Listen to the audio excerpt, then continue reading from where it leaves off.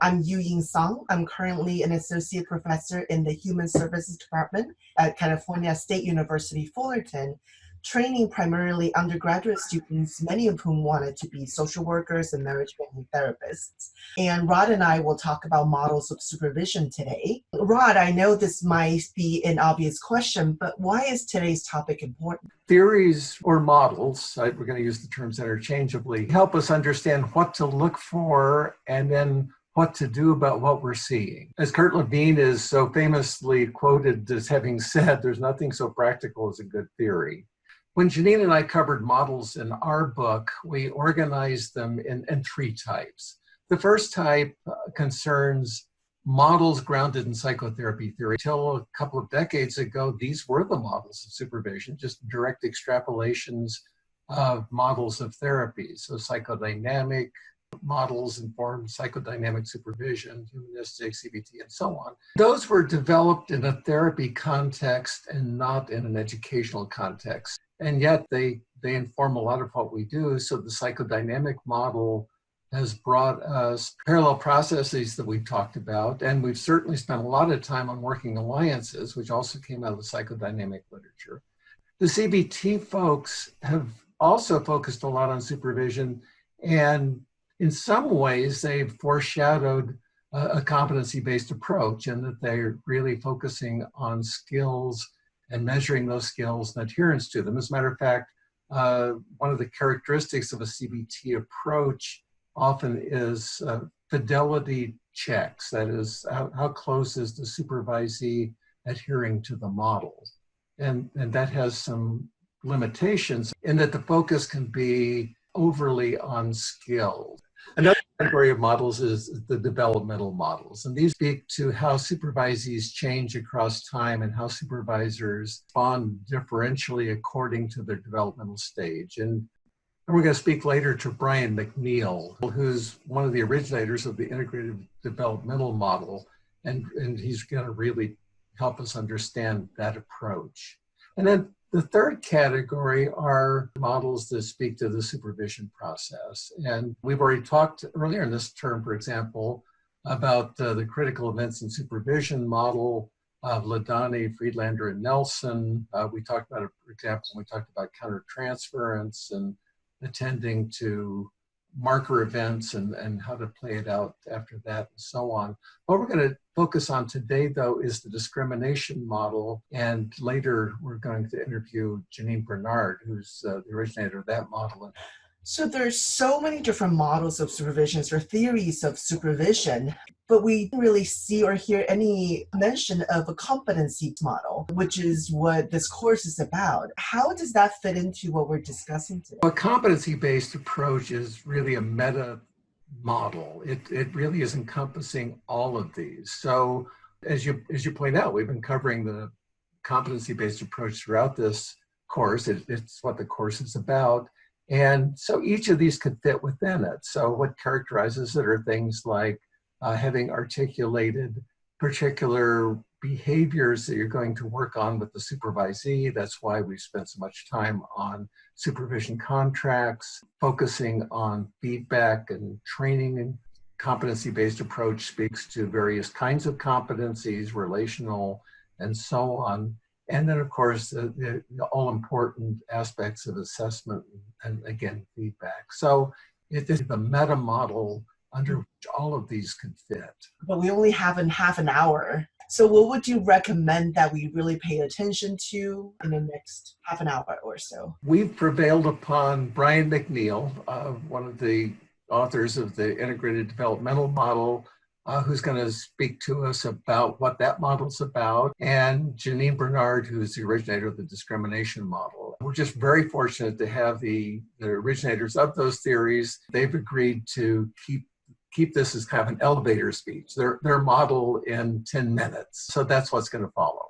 You know, it's a real pleasure to be able to bring Brian McNeill to us today. Al Stoltenberg developed the first version of what's now the Integrated Developmental Model in 1981, which is almost 40 years ago. Brian, you've been working with him for about 30 of those years, though. So clearly the expert now on Integrated Developmental Models. So maybe you could start off by telling us what it is. The Integrated Developmental Model builds off of Cal Stoltenberg's 1981 model, which he called the counselor complexity model. We went through different variations, building from that original model in a couple of books. At this point, the model consists of, three developmental levels, which kind of coincide with beginner counselor trainees, intermediate trainees, and advanced trainees. We look at, sort of three overriding structures through each of the developmental levels. So within those developmental levels, we examine self-awareness or self and other awareness. We look at issues of motivation on the part of trainees. And then we also look at their level of dependency on the supervisor as they progress through those levels to stages of, independent thinking, conceptualizing, independent psychotherapy skills. And then we look at these levels and structures in a number of domains: assessment, counseling skills.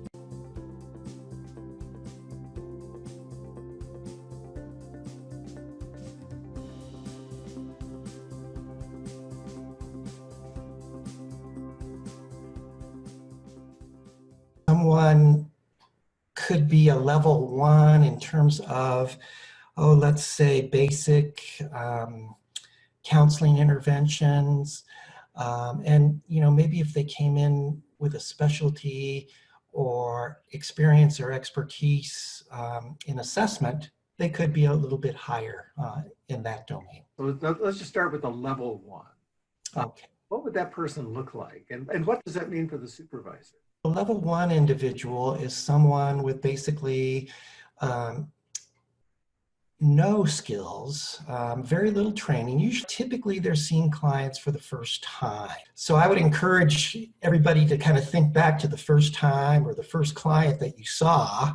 You were probably a bit anxious. You were probably very focused on what you were going to do in that session. In other words, what am I supposed to do? What has my supervisor told me? What do the theories, state? So very much self-focused and very much dependent upon your supervisor to give you some direction and structure for those early sessions. We're looking at, first semester of supervised practicum. What's a level 2 person look like then? And what are the implications for the supervisor? The level 2 person, and this might coincide with a person's third or fourth semester of practicum. They've got some experience at this point. They've had some successes as well as some failures, the psychotherapy process. They are hopefully, with good supervision, growing, getting better.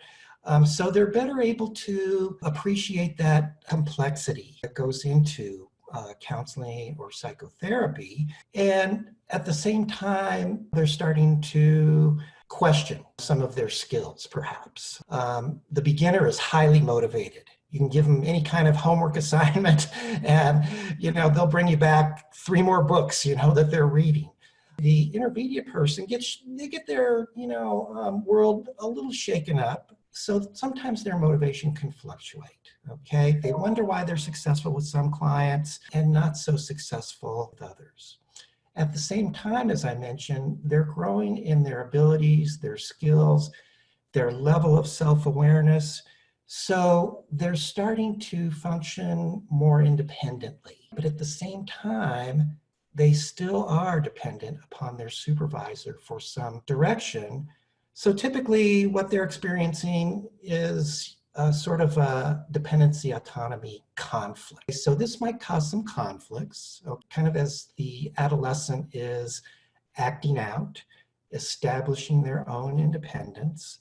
And so the supervisor needs to recognize that and be able to steer them towards independence, but not allow them to get too overconfident where they believe they sort of know it all already. We've talked a lot in this course about rupture repair processes. So I'm imagining then at this intermediate level, that would be a particular concern. Like there's going to be that kind of tension back and forth, kind of a struggle for the supervisor to address those relational issues. For intermediate trainees, the research suggests that they're asking for more intermediate kinds of training and skills intervention. And a lot of times this can be around issues of transference, countertransference, processing in the moment with their clients. They want to know more about those things because those are more advanced level skills. And I think a good way to attend to that supervisory relationship is focusing in on that kind of processing between the supervisor and the supervisee. And I believe the advantages there is that, that's sort of a in the moment kind of intervention that you can demonstrate with them that then illustrates what they could be doing with their clients as well. And I think trainees respond very well to those kind of in the moment, honest types of conversations, even though they might be a little difficult at times. And then the third level. So what does the person look like and the supervisory implications? At level 3, we like to say that the trainee has sort of weathered the storm, and the supervisor, by the way. And if that's occurred successfully, we see a level trainee with highly developed skills. They show a lot of self-awareness in terms of being able to accurately talk about and be aware of their own strengths and weaknesses. Motivation becomes very high again, and they're functioning as psychotherapists on a pretty independent level across the various domains. If anything, they can identify a domain where perhaps they need a little bit more work. And so shoring up those domains is pretty common for most supervisors with a level 3 individual. And this probably coincides, I would say, typically with the end of a predoctoral internship or with master's folks going into maybe their first placement where they're still receiving some supervision. In other words, I think that having an opportunity full-time to engage in clinical practice really kind of brings everything together for someone. You're not in graduate school, you're not having to go see 3 clients and then go back and finish a project and then go to class later. So I really feel like that full-time kind of immersion allows someone to hone their skills and then put things really together for their practice. The folks who are in our supervision course are supervising kind of a range of people, certainly practicum students, but most of them are supervising people with master's degrees in social work or marriage and family therapy or counseling who are licensure. And so do you have any advice for them? As a supervisor, maybe you see some areas or domains where they might be limited. If you approach it too strongly, I think then you might elicit some defensiveness in an advanced trainee. So I think you have to be very careful. And an old friend of mine, and yours, Rod, once told me, when working with these kinds of individuals, the best thing you can do is give back some credibility. In other words, do a thorough assessment and respect them for the skills that they bring. We see our model as being really atheoretical or meta-theoretical in that within this model, you could work with, whatever is your preferred orientation. Is there anything I should have asked you about that I didn't? Oh, maybe the only thing I can think of, Rod, is that, the model is really predicated on accurately assessing your trainee and what is their developmental level, and being flexible enough as a supervisor to provide the appropriate kind of supervisory environment with your interventions that are gonna not only attend to their issues, but also help them to achieve those higher developmental levels. Thank you so much. I know the people in our class are going to be just really thrilled to have the expert in the integrative developmental model giving us this overview. Well, thanks for having me, Rod. I'm happy to do this.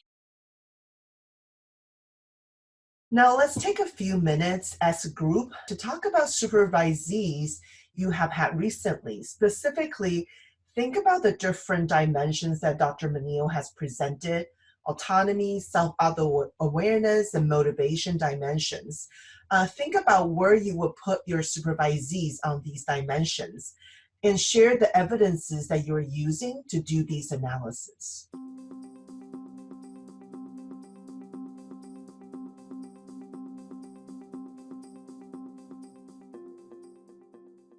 I'm delighted today that we have Janine Bernard with us. Janine developed the discrimination model in a publication that came out in 1979. It's been a while. Yeah. And in that period, it's really become one of the more dominant models. So in a nutshell, what is the discrimination model? First, I need to say, I think its longevity is really because of its simplicity. Although I think you certainly can see a lot in it if you use it correctly. It's really just meant to help the supervisor ground him or herself in terms of both what they're attending to and then what to do with what they're attending to. And that's it. It was never meant to direct the supervisor into any particular theoretical camp, or, it is only as good as the person using it. It's had a lot of adaptations over the years. In terms of using it for multicultural supervision, using it in the medical field, using it for spirituality. It's interesting. I was informed that there's an article coming out in a regional journal using it now to help the supervisee with shame resilience. So again, the model can be adapted to a lot of things. So what is it? When I first began to teach supervision, I was aware that I needed to help my supervisors know what to look for. They were so new to the responsibility of supervision. I found that if anything, they were attracted to the plot. They were listening to the story of the client, as opposed to having a way to pull back and start looking at the supervisee.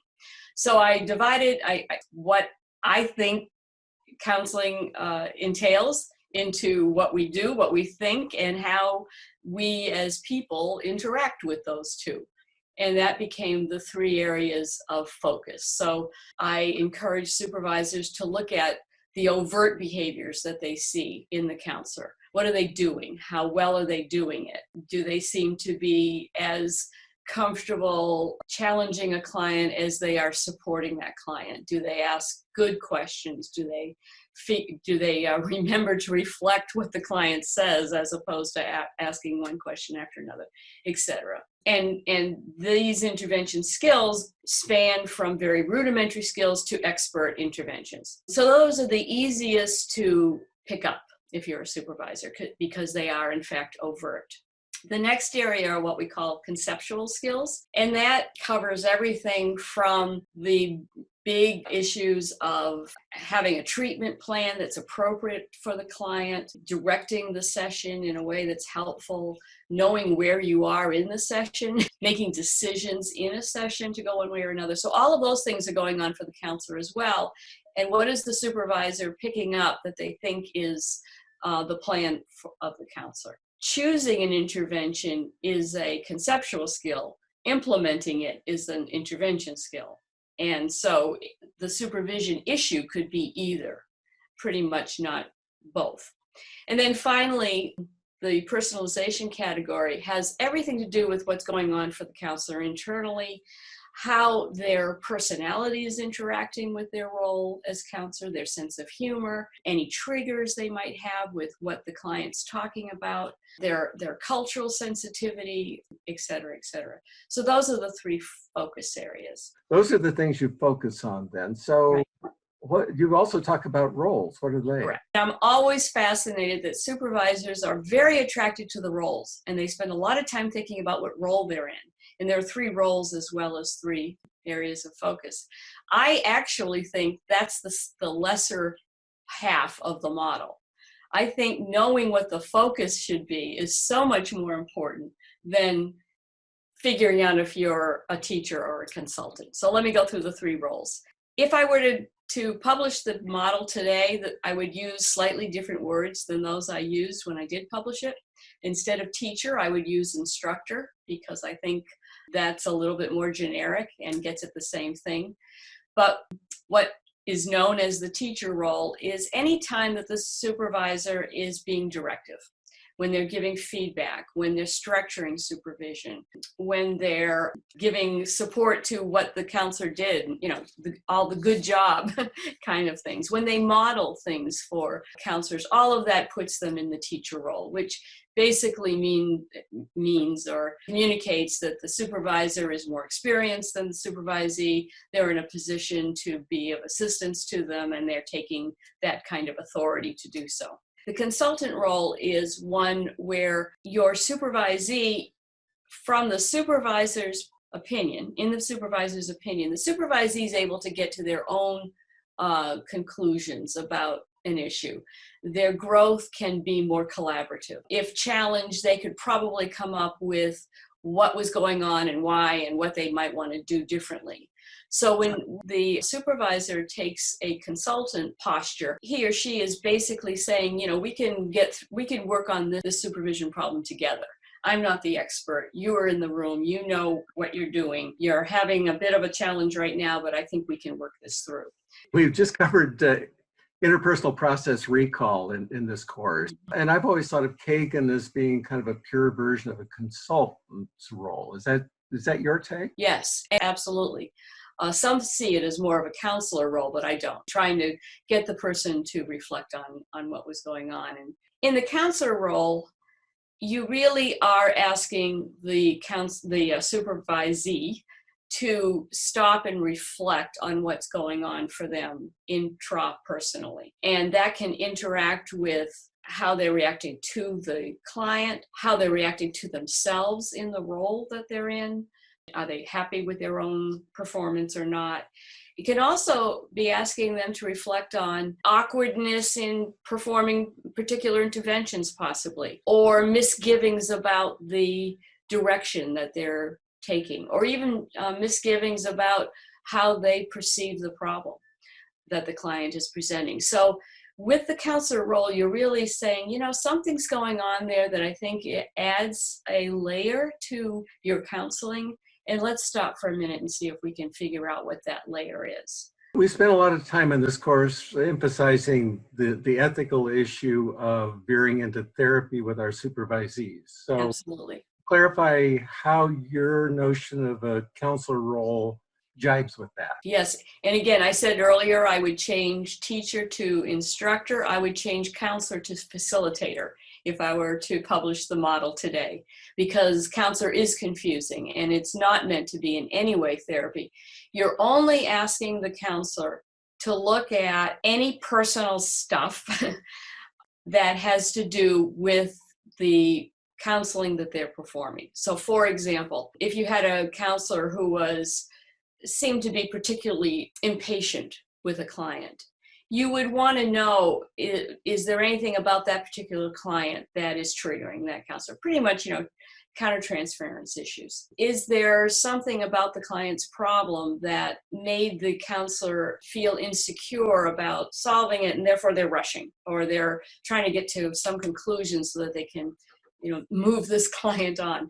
So all of those things are important. You can't ignore them, but you're not stopping to find out if they have, mother issues, or, if they need to go into therapy. That might be a recommendation of a supervisor, but it would never be the role of the supervisor. The supervisor has 9 choice points. If you have 3 roles and 3 focus areas, you can combine any of those, any role with any focus point. However, I've never claimed that they're used evenly across intersection points, and some certainly are better fits. But I have found that in training supervisors, it's sometimes really helpful for them to think of the other 2 roles than their natural role when they have a particular supervision challenge. Conceivably, then, supervisee might be wrestling with issues of countertransference. And so the natural fit would be the counselor facilitator role, but you're saying there might be reason then to move into an instructor or teacher role. Right. For example, you might find a supervisee who just can't seem to challenge anybody. And so, yes, you can talk about how to challenge, model challenging, et cetera, and spend a lot of time there. But the fact might be that this comes from a long history in one's family that you just don't challenge people. You're nice to everybody. And so it would make sense that the facilitator role or the counselor role might help this person break through this pattern more quickly by giving them some insight into what it is about challenging that's so difficult for them. The model is so basic, it's really meta-theoretical. It's just a simple tool, and I think that's why supervisors latch onto it early in their training. I think if they can just get used to looking across these three focus areas, and then they'll develop, probably the roles are more different by theory than the focus areas are. Thank you so much for your time, Janine. It's that you and I have been working together for a long time. I think this is the first time we've actually talked about your model. I know. I think that's true. That's great. Never too late. Never too late. Thanks so much. Okay, thank you. Now, let's take another few minutes as a group and talk about supervisees you have had recently. What were some of the markers that let you thought about this is where we should be focusing on with your supervisee? What led you to think about you should focus on intervention skills, conceptual skills, or personalization skills, with the assumption that we know that at some point of the supervision, you will hit all of them.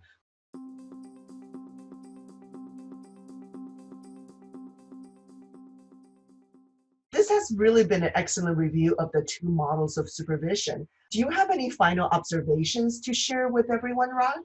Well, I do. First of all, I wanted to acknowledge that there are a number of other models out there, and that, of course, we had only a half hour here, so we did what we could to cover two models pretty well. And we chose models that we thought would have broad utility across all of the work you're doing.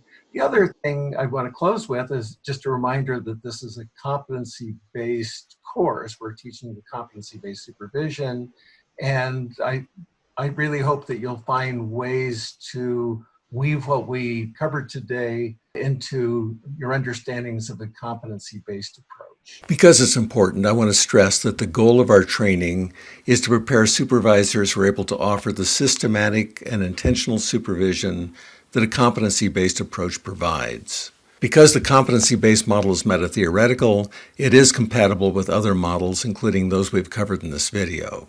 The competency-based model provides a systematic template that assists the supervisor to engage in supervision covering the multiple domains and components that we've been addressing in this course. Each group should continue to discuss further how to maintain a meta-theoretical orientation while working within the various models of their choice and ensuring that the multiple components of supervision are systematically addressed over sessions. Thank you very much, Ron.